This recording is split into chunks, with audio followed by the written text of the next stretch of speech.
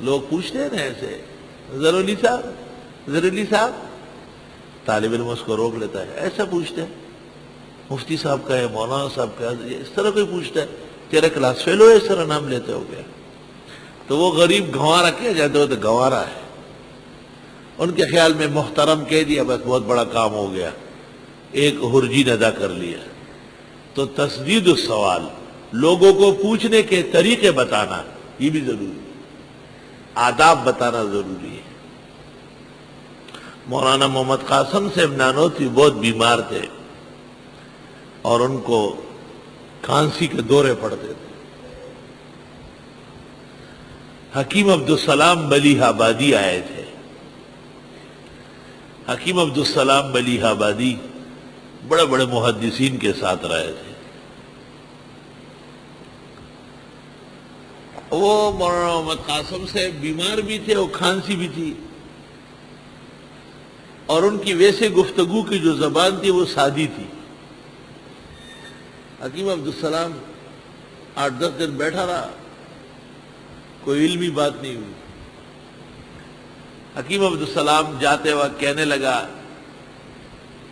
پتہ نہیں ان کو کیوں شیخ الہند کے استاذ کہتے ہیں، بڑے بڑے نام دیے جاتے ہیں، یہ تو عام سا آدمی ہے۔ تو مولانا عبدالکریم گمتھلے نے حضرت شیخ الہند کو کہا کہ حضرت صاحب سے کوئی مسئلہ پوچھتے ہیں۔ شیخ الہند نے کہا حکیم عبدالسلام متاثر ہو یا نہ ہو، حضرت کی طبیعت ناساز ہے، کچھ بھی نہیں پوچھنا ہے۔ مولانا عبدالکریم گمتھلہ اور حضرت شیخ الہند کے درمیان کچھ بدمزگی بھی ہو گئی۔ اتنے میں خدا کا کرنا یہ تھا، کچھ مہمان آئے اور انہوں نے سوال کر لیا کہ نماز اور زکوٰۃ اکٹھے ذکر ہوتے ہیں، روزہ علیحدہ اور حج بالکل علیحدہ، اس کی کوئی خاص وجہ ہے؟ مولانا محمد قاسم صاحب نے گلا کنکھارا اور فجر سے ظہر تک تقریر کی اور ایک دفعہ بھی کھانسی نہیں آئی، اور پھر ظہر کے بعد کھانا کھایا گیا اور پھر مغرب سے عشاء تک پھر گفتگو کی، نماز اور زکوٰۃ سمجھایا کہ ان کا انسلاک کیوں ہے، اگلے دن پھر روزہ و زکوٰۃ حج سمجھائے۔ ارواح ثلاثہ میں پوری تقریر موجود ہے۔ حکیم عبدالسلام ملیح آبادی بیگ ویگ اٹھائے ہوئے تھے، واپس رکھ دیا اور کہنے لگا کاش کہ فلاں محدث فلاں محدث فلاں محدث آج زندہ ہوتے اور حضرت نانوتوی کی تقریر سن لیتے تو وہ نئے سرے سے پڑھنا شروع کر دیتے۔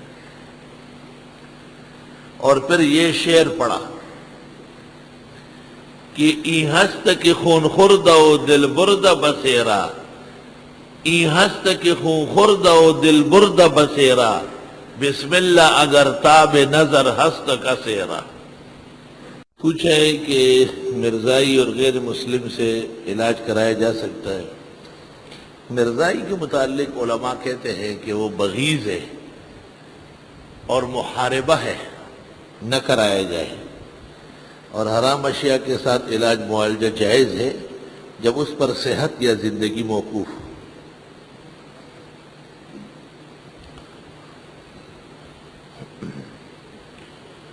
جوناگڑی نے لکھا ہے کہ عورتوں کا اعتکاف بھی مسجد میں ہے، گھروں میں اعتکاف غلط ہے، اور یہ والا بخاری کا دیا ہے۔ اس زمانے میں تو خواتین آتی تھی، خود بخاری میں ہے کہ بعد میں منع کر دی گئی تھی۔ جوناگڑی جو ہے دشمن خدا اور رسول ہے، جو اسلام کے خلاف مسائل بتاتا ہے۔ بچی کا نام مروا رکھنا جائز ہے، بہت نامناسب بات ہے۔ امام الحی کے موجود ہونے کے باوجود مردے کا بیٹا یا کوئی اور جنازہ پڑھا سکتا ہے؟ نہیں پڑھا سکتا، وہ بھی غلط ہے، مرجوح ہے۔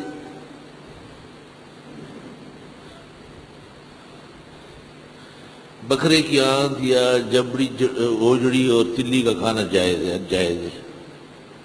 حلال جانور کی آنتڑی اوجڑی ہے، بہت زبردست ہے، شوق سے کھاؤ، معدے کا علاج ہے۔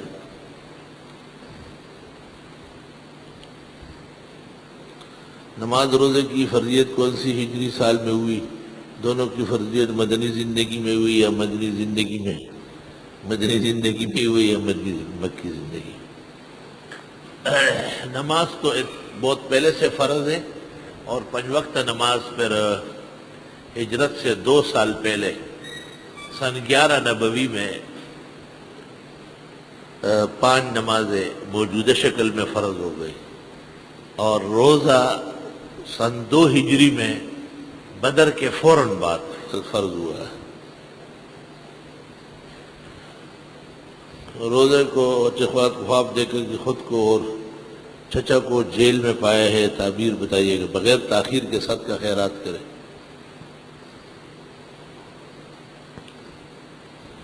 صاحب ہدایہ نے جدائے میں حدیث ذکر کی ہے، تخریج حدیث میں اکثر مقامات پر لم اجد کہا، اکثر غیر مقلدین پہ اعتراض کرتے کہ ان کی ذکر کردہ حدیث ثابت نہیں۔ پہلی بات تو یہ ہے کہ پتہ نہیں کہ آپ نے لم اجد کس کا دیکھا ہے، کیونکہ ہدایہ پر درایا ہے حافظ ابن حجر کا، اور اس کی عادت ہے احادیث ہدایت سے لا علمی ظاہر کرتا ہے۔ تو احادیث ہدایہ کے لیے تو نصب الرایہ ہے جمال ذیلئی کی، اور وہ اصل کتاب ہے۔ ماردینی رحمت اللہ علیہ نے احادیث ہدایہ جمع کیے، مخارج بتائے، اور ابو زکریا منبجی نے اللباب فی الجمع بین السنت والکتاب میں ہدایہ کی تمام احادیث کے ماخذ بتائے۔ تذکرۃ الرشید میں حضرت گنگوئی کے ابتدا میں جو القاب لگائے گئے ان میں ایک لقب غوث اعظم بھی ہے۔ تذکرۃ الرشید خود اور اس میں مندرجات مسلک دیوبند کے خلاف ہے۔ وہ قاری طیب صاحب نے لکھا ہے کہ یہ کتاب بما مصنف کے ناقابل اعتبار ہے، اس میں اور بھی بہت نامناسب باتیں بزرگوں کے متعلق لکھی ہے۔ یسألونک عن الأہلہ، یہ پوچھتے آپ سے چاند کے بارے میں، قل ہی مواقیت للناس والحج، آپ فرما دیجئے یہ اوقات جاننے کے لیے ہے لوگوں کے لیے، اور خاص کر حج کے احکام کے لیے۔ حج کا سارا تعلق ہی چاند سے ہے، اور ذوالحج کے 10 تاریخ 13 تاریخ تک حج ہوتا ہے۔ 9 ذی الحج کو عرفات ہوتا ہے جو حج کا رکن اعظم ہے، اور 10 سے لے کے 12 تک طواف زیارت ہوتا ہے جو حج کا دوسرا بڑا رکن ہے۔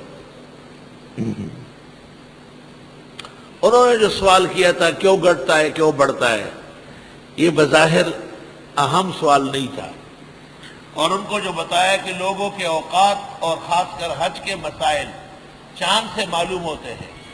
تو اس کی مثال ایسی ہے جس طرح ایک آدمی نے غلط سوال کیا، آپ نے اس کو سوال اچھا کر دیا، اس کو ہم کہیں گے تسدید السوال، مسئلہ تو تسدید السوال۔